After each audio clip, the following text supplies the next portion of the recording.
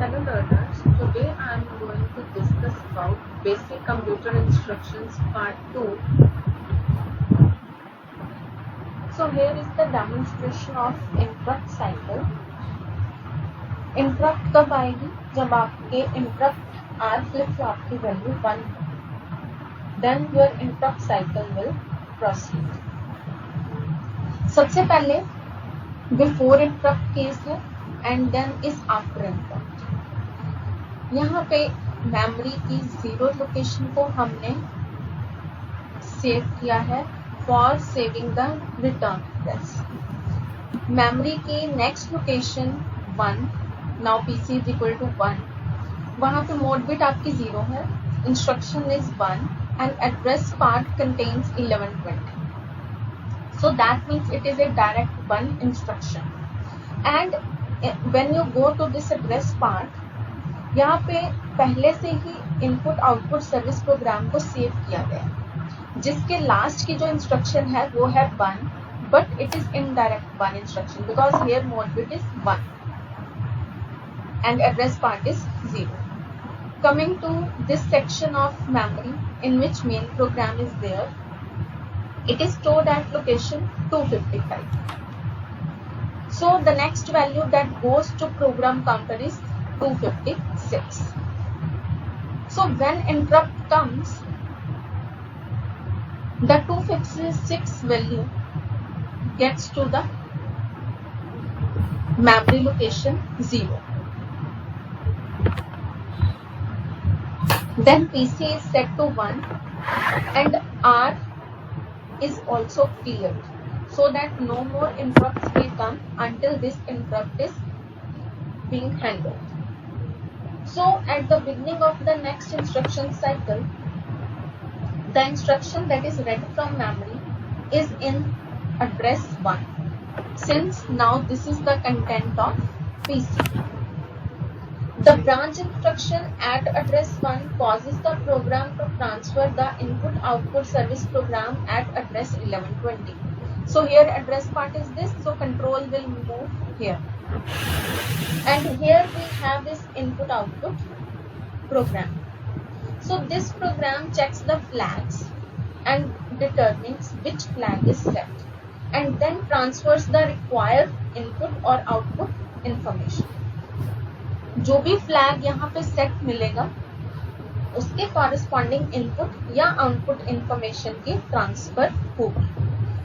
इस ऑपरेशन को कंप्लीट करने के बाद आपका ION जो है interrupt on that will be executed, that makes IEN interrupt enable to be set so that further interrupts can be handled now. And the program returns to the location where it was interrupted. So program वापस से उसी location पे चला जाएगा as here is 0. So it will go back to the 0th to read the effective address. So it is 256. So it goes back here so that the next instruction can be run. So this is how the interrupt cycle works. So here is the condition for setting the flip-flop R. इसमें अब जो timing signals हैं आपके T0 complement, T1 complement and T2 complement, and then is your interrupt enable जिसको add किया गया है flag input and flag output के साथ, जिनके बीच में कौन सा ऑपरेशन है, और operation.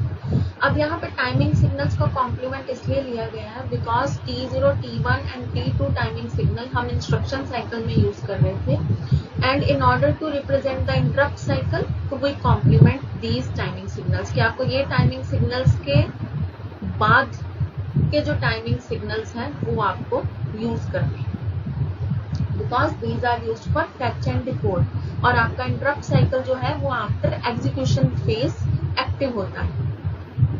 Next is your modified fetch phase. अब हमको रजिस्टर ट्रांसफर स्टेटमेंट्स में क्या मॉडिफाई करना पड़ेगा in order to implement your interrupt cycle. जो आपका मॉडिफाइड फेच फेज है वो R इज इक्वल टू 1 के लिए वैलिड है, और जो आपका स्टैंडर्ड फेच फेज चलता आ रहा है वो R इज इक्वल टू 0 के लिए वैलिड है, दैट इज R कॉम्प्लीमेंट के लिए.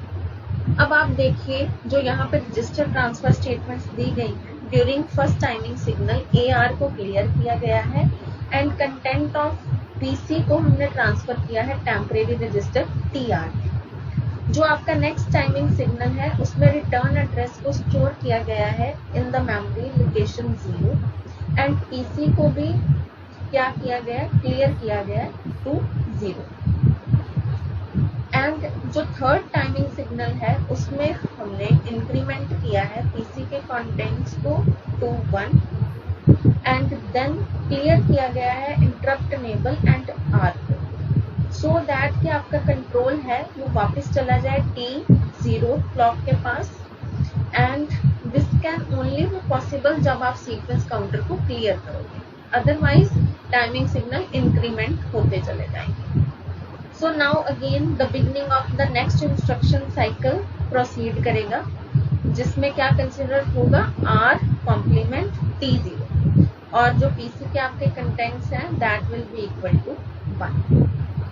फिर कंट्रोल आपका इंस्ट्रक्शन साइकिल पे के थ्रू चलेगा, जो फेच करेगा और एग्जीक्यूट करेगा 1 इंस्ट्रक्शन को at the location 1। So this is all about the register transfer statements cycle. Stay tuned with the SAM Quick Learning channel for the further video.